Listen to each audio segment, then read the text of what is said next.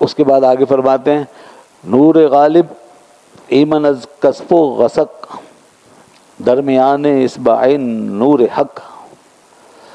اور آج کل پڑھتے ہیں فارسی والے درمیان اصبعین نور حق.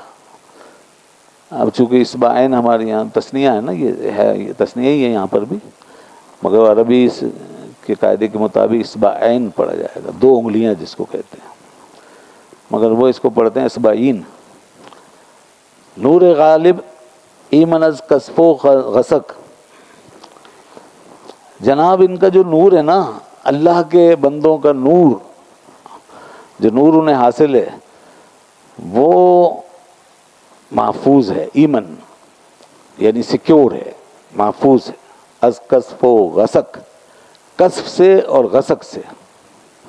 کسب کہتے ہیں اس کو کسوف جو ہو جاتا ہے نا، جو گرہن لگ جاتا ہے چاند کو سورج کو، تو یہ کسب اور کسوف کہلاتا ہے، جس میں کہ اس کا نور زائل ہو جاتا ہے.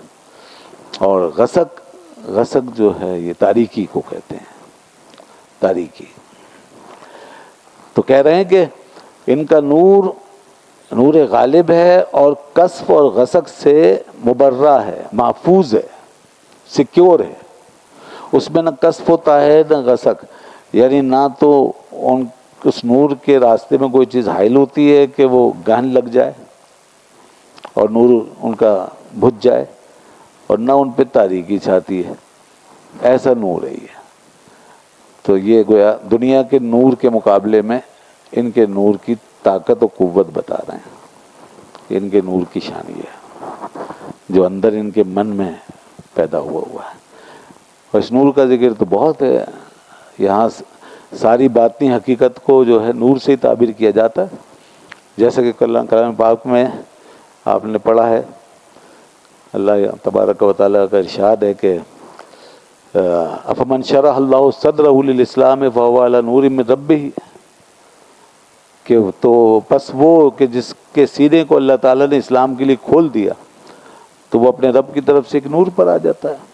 تو یہاں بھی نور کی بات کی. اور اسی طرح ایک جگہ فرمایا کہ ومن کان میتا فاحییناہ وجعلنا لہ نورا یمشی بہ فی الناس.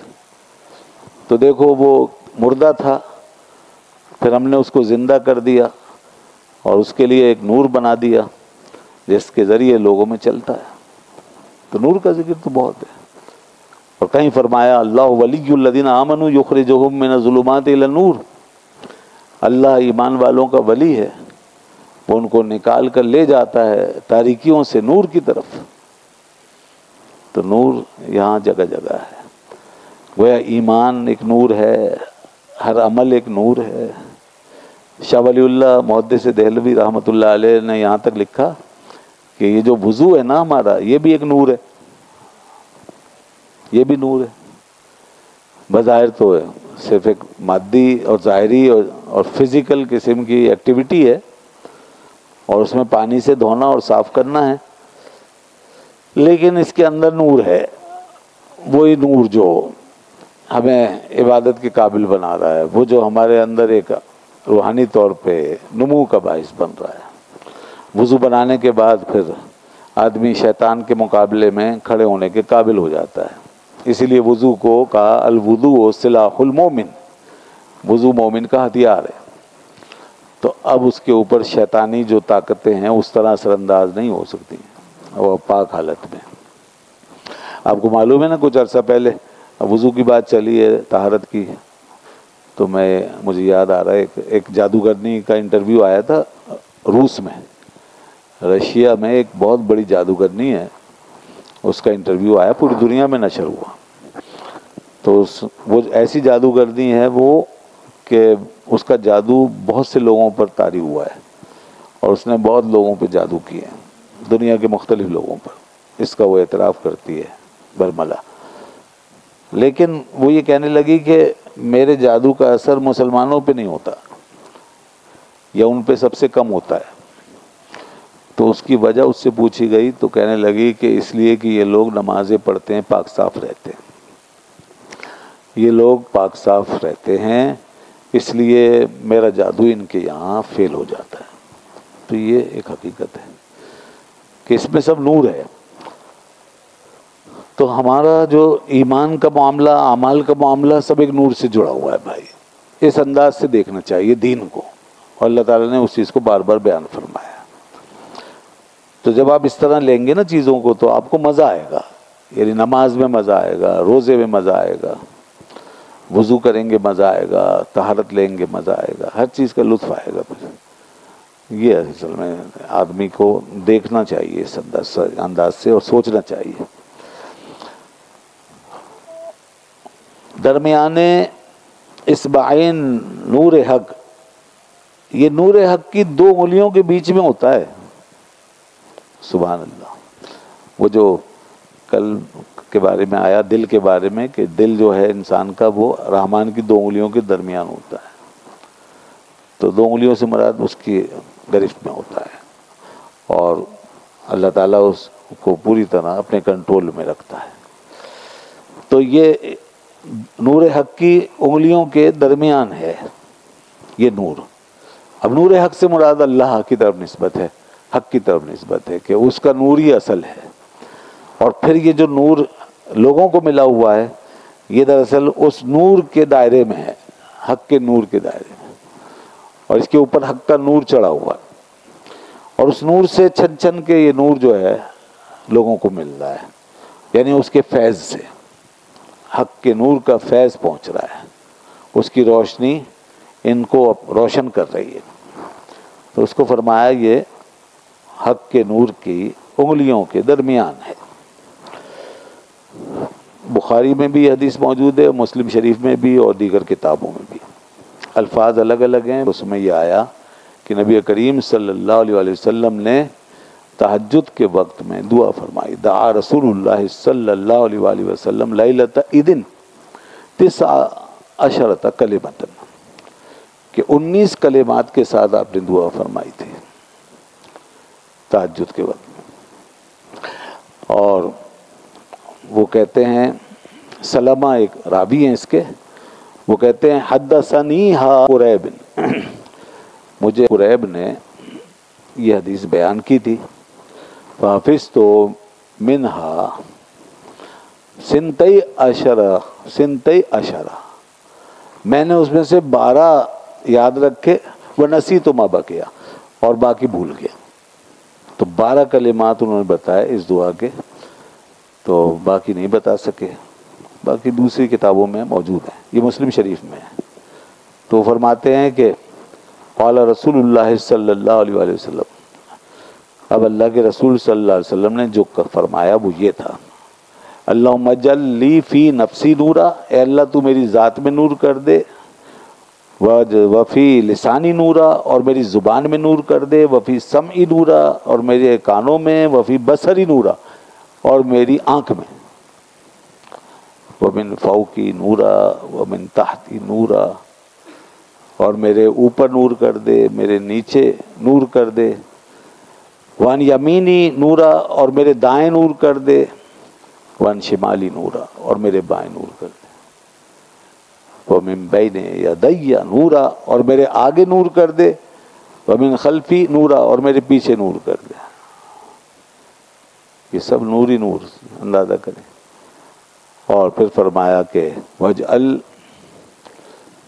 لی نورا، اور میرے لیے نور کر دے، غالباً یہ فرمایا. اور آخر میں فرمایا وعازم لی نورا، اور میرے لیے نور کو بہت بڑھا دے، اس کو کئی گنا کر دے. تو دیکھو اس میں نور مانگا ہے آپ نے، اور کہیں یہ فرمایا وفی اسبی نورا، میرے اعصاب میں نور کر دے، وفی لحمی نورا، میرے گوشت میں نور کر دے، وفی دمی نورا، میرے خون میں نور کر دے، یہ بھی فرمایا. اور پھر یہ بھی فرمایا نی نورا، اور مجھے نوری بنا دے، مجھے سراپا نور بنا دے. تو ذرا غور کیجئے کہ یہ نور کس طرح مانگا گیا، ہر چیز کا الگ الگ ذکر کر کے.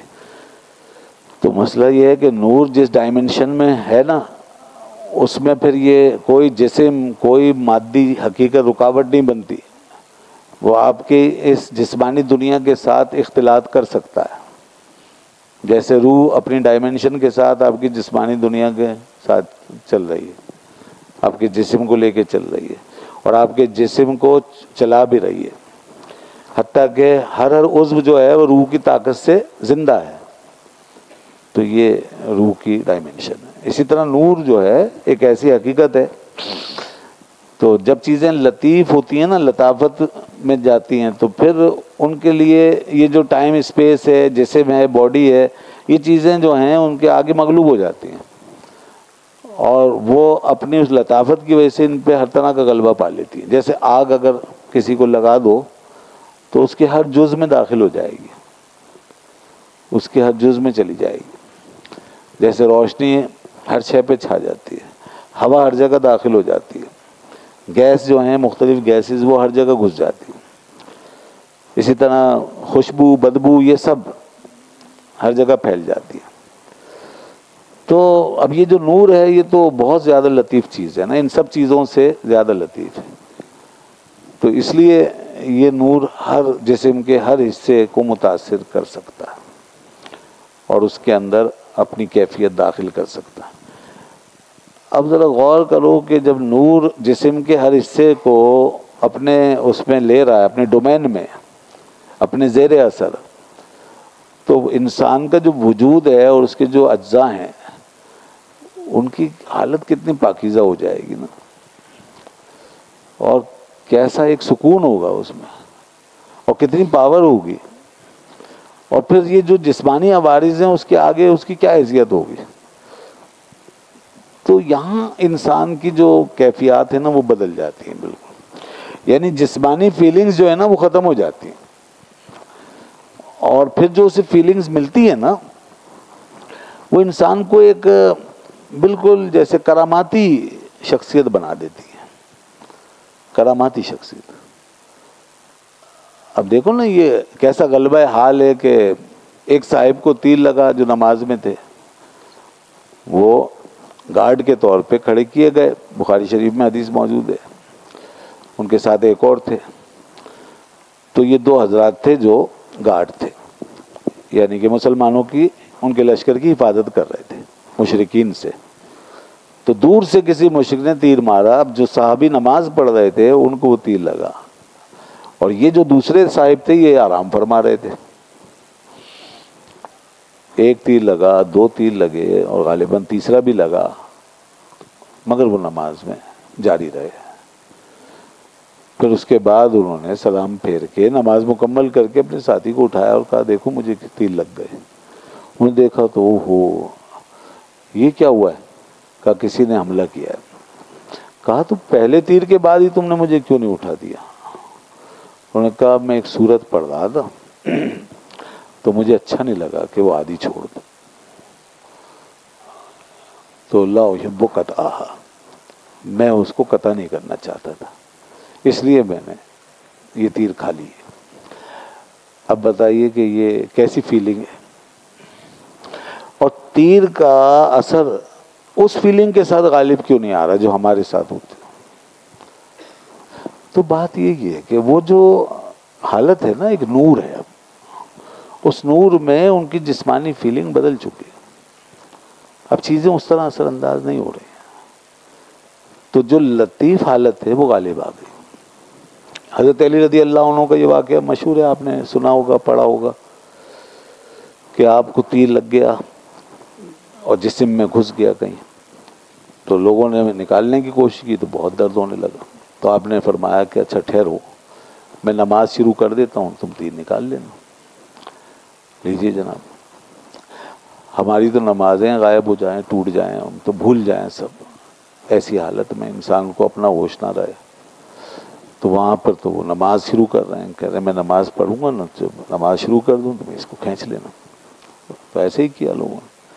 وہ نماز میں کھڑے ہوئے ہیں اور تیر نکال لیا اور نماز جاری رہی. فیلنگ بدل گئی، احساس بدل گیا، جسمانی احساس روحانی احساس میں بدل گیا، اور مادی احساس نورانی احساس میں بدل گیا. لہذا وہ عالم ہو گیا جو جیسے دوسری مخلوقات کے ساتھ ہوتا ہے، جن و ملک وغیرہ، وہ اس طرح کی فیلنگ نہیں رکھتے، اور ہماری مار یا چوٹ ان پہ اثر نہیں کرتی. سمجھے نا؟ تو فرشتوں کا بھی یہی معاملہ ہے، اور جو جنات ہیں ان کو بھی چونکہ ایسی پیدا کیا آگ سے، لطیف چیز سے. تو یہ ہیں اس نور کے کرشمے. اللہ اکبر.